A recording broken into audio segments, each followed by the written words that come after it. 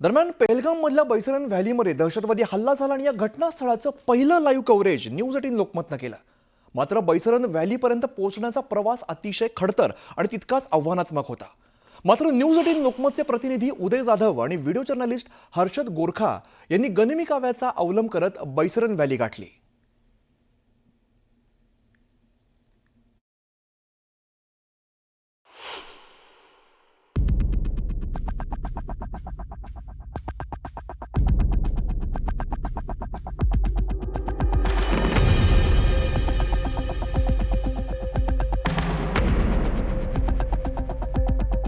News 18 लोकमतची team पोहोचली आहे पहलगाम मध्ये आणि या पहलगाम मधूनच चालत जावं लागतं वरती बैसनर या पर्यटन स्थळापर्यंत। अतिशय दुर्गम असा भाग आहे, घोड्यावरून जावं लागतं, कारने देखील जाता येत नाही, अशा या दुर्गम भागातून जावं लागतं। ही पहलगाम नदी आहे जिथून उगम पावते। याच पहलगाम नदीच्या काठाकाठाने बैसनर कॅम्प पर्यंत जाणार आहे। चला तर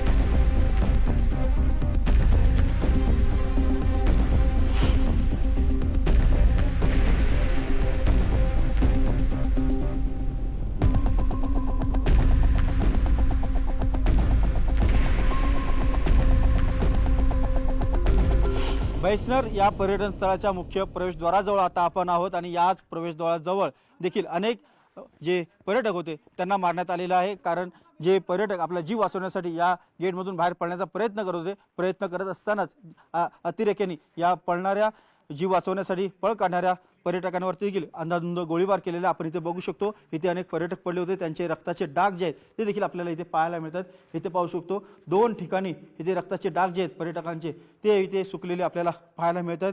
अतिशय हृदयद्रावक असं चित्र जे आहे ते पुन्हा इथे आपल्याला पाहायला मिळतं।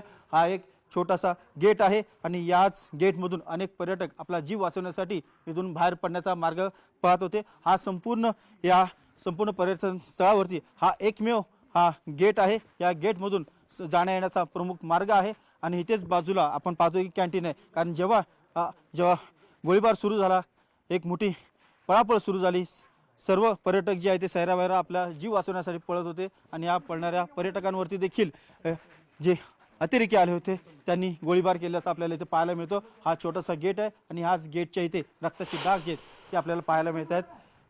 जे जीव वाचवायला आले होते, जीव वाचवण्यासाठी प्रयत्न करतोय अशा पर्यटकांवरती देखील मागून गोळीबार जो आहे या अतिरेक्याने केलेला आहे। व्हिडिओ जर्नलिस्ट हर्षद गोरखासह उदय जाधव, न्यूज 18 लोकमत, बैसनर।